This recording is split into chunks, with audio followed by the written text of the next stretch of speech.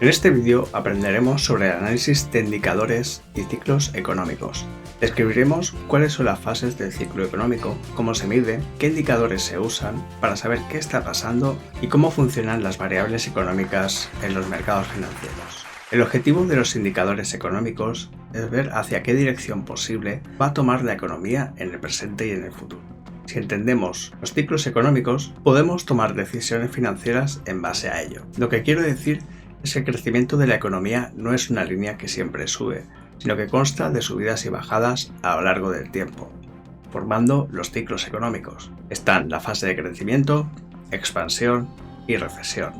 Lo que mueve en la economía son factores de producción u oferta, factores de demanda y por hechos financieros. Entre los factores de producción es por el exceso de oferta. Un ejemplo de ello sería la burbuja inmobiliaria del 2008. También por el avance tecnológico, dejando a muchos sectores obsoletos. El precio de las materias primas, como el petróleo, también influye en la economía. Entre los factores de demanda está el desempleo y la pérdida de confianza de los consumidores. Esto se traduce en bajadas y subidas del PIB, que es lo que produce económicamente un país o un estado. La subida y bajada de impuestos de cada país según el estado en que se encuentre y sus políticas, según las leyes fiscales de cada país, hace que los empresarios decidan o no invertir en dicho país. Cuando los impuestos son altos, los empresarios son dados a abstenerse a invertir o a cambiar de país su sede. El tercer factor son por conflictos económicos, la subida o bajada de tipos de interés por los bancos centrales, haciendo que el dinero valga más o menos según vaya económicamente el país, con el objetivo de controlar la inflación, el aumento del precio de los bienes y servicios. Cuando el sector financiero en general tiene problemas, es cuando todo se viene abajo. Se detiene la producción y la inversión, y es cuando entramos en un periodo de crisis financiera. Otro factor más reciente sería por una crisis sanitaria, haciendo que se detenga en seco la producción y la actividad laboral. En general, debido a un problema por epidemia en el mundo, sin haber una cura específica o sin procedimientos para controlarla. Es lo que estamos viendo en el periodo del año 2020, en que todo es incierto, haciendo que algunos sectores se hayan visto drásticamente afectados, excepto los que tengan que ver con Internet. También, este factor se puede dar por guerras, huelgas o problemas políticos en general. Este es el gráfico del ciclo económico y dentro de cada ciclo hay subidas y bajadas en su interior. Después de una crisis económica, da paso a otro ciclo, empezando por la recuperación. La segunda ola es la fase de primera expansión. El Producto Interior Bruto pasa de negativo a positivo durante varios meses consecutivos. El gasto empieza a ser superior debido a la confianza de los consumidores y la inversión empieza a aflorar. La segunda expansión del ciclo es cuando hay mucho dinero en el mercado. El trabajo va en aumento y la producción está en máximos, dando a los bancos centrales la posibilidad de subir los tipos de interés para evitar la inflación. Cuando hay buenos datos económicos y el Banco Central sube los tipos de interés, eso es mala señal para los inversores en bolsa, porque podría adelantar futuras caídas en las acciones. El cuarto estado del ciclo económico es el estancamiento. Es cuando el PIB aún está en positivo, pero cada vez está disminuyendo más, debido al menor consumo y a la parada de la inversión. La quinta fase es la de la recesión o caída económica. Es cuando el Producto Interior Bruto entra en tasas negativas durante 2 o más trimestres consecutivos, indicando debilidad financiera. Estaríamos claramente en una recesión si el PIB entrara en negativo, se parase la actividad laboral e industrial durante al menos 4 o 6 meses. Esto afectaría gravemente a la bolsa, haciendo que las acciones caigan debido a que las empresas cada vez presentarán resultados más bajos. Pero en esos momentos es donde suelen salir las mejores oportunidades de inversión si sabemos analizar empresas y sabemos que pueden soportar la crisis. Estaríamos en recesión cuando los bancos centrales adoptan políticas de imprimir mucho dinero y bajar los tipos de interés, como en la actualidad. Lo que ha hecho esto es hacer subir a la bolsa, ya que el dólar se devalúa e incentiva a la inversión. Normalmente en una recesión, el PIB entra en negativo durante un periodo menor a un año y en positivo durante 6 a 9 años en promedio. El PIB o Producto Interior Bruto es lo que produce un país o estado. Los resultados se publican trimestralmente, dando también las previsiones para el próximo trimestre, o sea cada 3 meses. El PIB en España está compuesto de lo siguiente. Demanda es igual a consumo privado, consumo público, inversión, variación de existencias, exportación e importación. Mientras que la oferta es igual a valor añadido por sectores, IVA o impuesto añadido, e impuestos netos a las importaciones. Ver la evolución del PIB y compararlo entre países nos puede dar una imagen clara de cuánto produce económicamente y gasta un país a comparación de otro. Cuanto más alto sea el PIB, más sano financieramente será el país. Indicadores de coyuntura económica. Entre estos encontramos los de demanda, reflejan la evolución del consumo. El primer indicador se llama ventas minoristas. Aquí indica la evolución de las ventas en general, sin tener en cuenta la venta de vehículos nuevos. Si este indicador sube, es buena señal. Significa que la gente tiene dinero y está dispuesta a gastar. Lo malo es que si sube mucho puede darse la inflación. Otro indicador es el de matrículas de vehículos nuevos o venta de vehículos nuevos. Se publican cada mes e indica el número de vehículos que se han vendido en ese periodo, siendo una tasa muy alta positivo. Que las personas estén dispuestas a comprarse un coche nuevo es señal de que la economía está funcionando bien. En otro grupo tenemos el indicador de la oferta, producción industrial. Este mide la producción de las empresas, siendo un ratio en positivo y ascendente buena señal, mientras que negativo significa que hay más desempleo y baja productividad. Otro indicador es el de utilización de la capacidad productiva. Este prevé los resultados de la producción industrial y la inflación. Un indicador bastante importante de los Estados Unidos es el ISM. Es el índice de los gerentes de compras o el índice PMI de sector manufacturero. Cuando este indicador se pone por debajo de 50 2 meses consecutivos o más, indicaría que la economía está en recesión. Por otra banda, tenemos el índice de confianza de los consumidores o Consumer Confidence Index. Se publica mensualmente y mide la percepción de los consumidores sobre sus perspectivas del gasto, ahorro y deuda. Una tasa por encima de 100 indica confianza, mientras que si está por debajo, desconfianza. Entre los indicadores compuestos tenemos el US Leading Economic Index, que está compuesto por varios indicadores y este tiene la función de predecir cómo será la actividad económica en el futuro. Este indicador también incluye el S&P 500 o el Standard & Poor's 500. Uno de los indicadores más importantes del mundo es la tasa de desempleo, o sea, el paro. Si el paro aumenta, es muy mala señal económica, ya que las personas dispondrán de menos dinero para consumir. Cuando la tasa de paro aumenta, es mal augurio para la economía de ese país, incluso para el mundo entero. En las recesiones es cuando el desempleo aumenta, cuando hay una parada de la actividad laboral en general y esta se prolonga durante el tiempo, dando como consecuencia que las bolsas tiendan a bajar. Lo medianamente bueno, o no tan bueno, es que las recesiones suelen durar 3 meses a menos de 2 años, mientras que cuando el mercado se recupera y se expande, el ciclo dura entre 3 a 10 años. Entre los indicadores de gran calado en los mercados financieros se encuentra la inflación, o IPC, que sería el índice de precios al consumo. Este indicador ataca directamente a las acciones y en general a los consumidores. Suele darse cuando aumenta la demanda y la economía es excelente, dando lugar a la subida de precios. Si la inflación sube mucho, es desfavorable, ya que incentiva un menor consumo, una reducción en la actividad laboral debido al alto coste y reducción en el endeudamiento, porque endeudarse saldrá más caro. Cuando la inflación es baja, la bolsa tiende a subir, como en la actualidad. Las empresas se pueden endeudar a bajo coste y pueden crecer, porque el dinero les sale barato.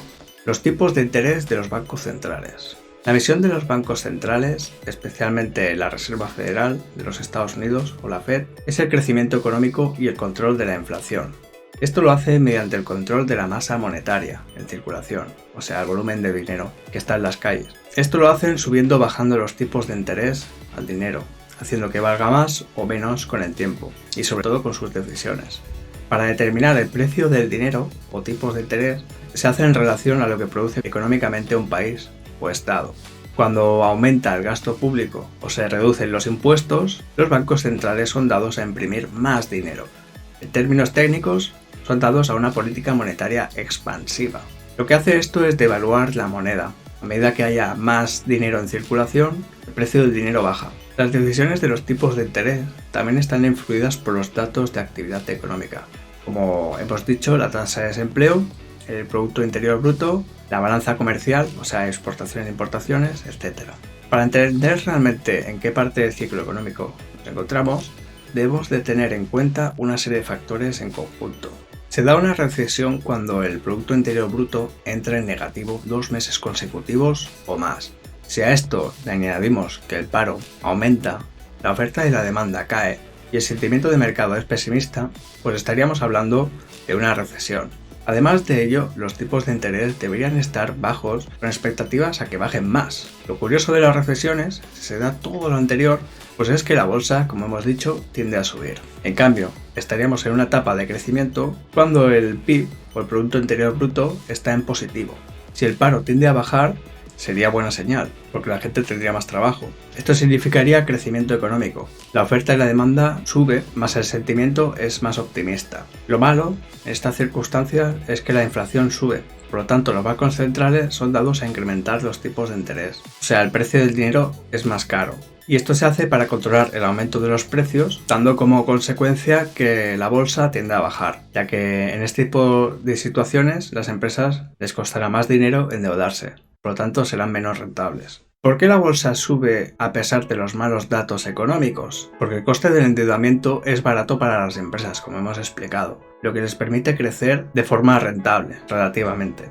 La bolsa se adelanta al futuro. Los mejores momentos para invertir es cuando los tipos de interés están por los suelos. Esto quiere decir cuando están bajos y cuando la bolsa ha sufrido unas bajadas fuertes, como lo que pasó en marzo de 2020 por el tema de la pandemia. La curiosidad de la bolsa es que descuenta la economía del futuro, aunque estas reglas no siempre se cumplen con exactitud. Todos estos indicadores económicos que hemos descrito sirven para evaluar el futuro del ciclo económico y también su repercusión en los mercados financieros, siendo el más importante el Producto Interior Bruto y sus componentes. Ahora nos adentraremos en el sistema financiero. Los activos financieros y el dinero es lo que se intercambia en la economía para generar más o menos dinero.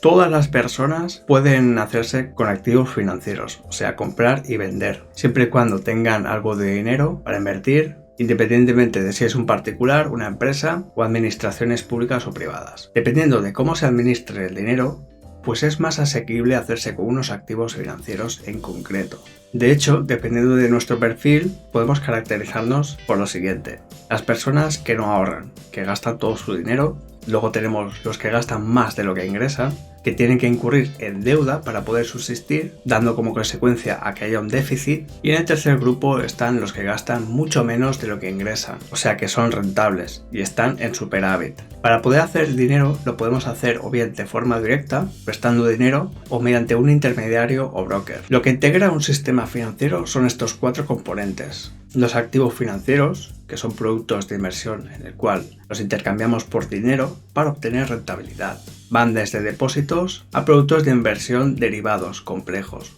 Esto puede significar desde una cuenta de ahorro hasta acciones o derivados financieros como futuros, opciones, etc. En siguiente lugar tenemos los intermediarios financieros, o más comúnmente conocidos como brokers, en el que ponen a nuestra disposición los activos financieros tanto para comprar como para vender. Normalmente son plataformas online, o sea en internet. El tercer punto sería el mercado financiero. Ahí es donde fluctúan o cotizan los productos de inversión, tales como acciones, bonos, divisas, etc. Allí se pueden ver los precios en tiempo real desde cualquier parte del mundo a través de internet. El cuarto componente serían las reguladoras, empresas dedicadas al control de los mercados financieros para evitar irregularidades dentro de este. Un ejemplo sería la SEC en los Estados Unidos, la Securities Exchange Commission, o en España la CNMV. La función de los activos financieros es poder mantener nuestro poder adquisitivo o riqueza a cambio de ceder nuestro dinero temporalmente. Lo malo es que no siempre se produce dinero, porque pueden darse factores externos a la inversión que haga que la rentabilidad sea negativa. Nuestro objetivo es que sea positiva y duradera. Cualquier persona con déficit o que necesita dinero puede emitir un activo financiero para obtener dinero a través de una persona con superávit. Las condiciones variarán según el tipo de inversión. Otro punto es que el dinero físico o en efectivo también es considerado un activo financiero aunque no produzca dinero. Nuestro dinero en el banco es un pasivo para el banco. Para determinar si nuestras inversiones serán buenas o malas, deberíamos prestar atención a estos 3 conceptos: riesgo, rentabilidad y liquidez. La primera, que es el riesgo, es una o varias variables de que nuestra inversión al final no sea rentable, o lo sea. Debemos analizar bien antes de invertir y saber qué factores podrían hacer fracasar esa inversión. O sea, deberíamos calcular si nos va a ser rentable antes de poner dinero. La rentabilidad dependerá del tipo de producto de inversión. Podremos saber o no la rentabilidad por anticipado, dependiendo del producto que sea. En el caso de las acciones es incierto, ya que es renta variable, o sea que fluctúa, sube y baja, y depende de los resultados económicos de las empresas, más la valoración de otros inversores, añadiendo también a las noticias. Otro factor bastante importante sería la liquidez, o sea, si podemos vender rápido lo que acabamos de comprar. Normalmente, las inversiones que tienen un alto riesgo suelen ser más rentables, aunque no siempre así. El riesgo debe ser controlado, ya que no siempre un alto riesgo implica altos beneficios. Para ello deberemos ser buenos en el análisis financiero. Entre los activos financieros que podemos encontrar son el mismo dinero en efectivo, el físico, los depósitos bancarios, las repos, letras del tesoro, títulos hipotecarios y pagarés, además de bonos del Estado, obligaciones del Estado y de empresas, acciones y derivados financieros. La regla es: a mayor liquidez, menor rentabilidad. Mayor riesgo, mayor rentabilidad. Menor liquidez, mayor riesgo. El riesgo se incrementa cuando el activo es procedente de otro país u otra moneda, teniendo las subidas o bajadas en los tipos de interés en dicho estado. También cuando el activo es difícil de vender debido a que tiene poca demanda. Para este caso sería el sector de los bienes raíces o los inmuebles. Es más difícil de vender, por lo tanto sería un poco más ilíquido. El mercado financiero está clasificado de la siguiente forma: mercado directo, en el que no hay intermediarios; el mercado intermediado, que es el que conocemos todos; activos monetarios, que duran en torno a 1 año a 18 meses; mercados de capitales, donde podemos invertir en bonos, acciones, etc. y aparte los de crédito, en los que podemos prestar dinero mediante entidades de crédito. Dentro de los mercados financieros encontramos los regulados, en los cuales está supervisada para su buen funcionamiento, y los no regulados, en los que implica activos derivados. Tenemos el mercado primario, donde se pueden comprar activos la primera vez que se emiten, como por ejemplo la ampliación de capital de una empresa, la SIPO. El más común es el que conocemos, el mercado secundario, es donde la mayoría de inversores invierten, donde se compran y se venden activos financieros cotizados, como por ejemplo las acciones. El mercado organizado se define como la bolsa, los futuros, etc., donde hay unas normas y hay reguladores que las controlan para su perfecto funcionamiento. En otra banda tenemos los mercados no organizados, OTC, donde hay un mayor riesgo por no haber normas, donde cuesta más encontrar a alguien que quiera comprar o que quiera vender un activo financiero. Y también tenemos un mercado centralizado, donde las negociaciones pasan por un centro de operaciones donde se ven las compras y ventas.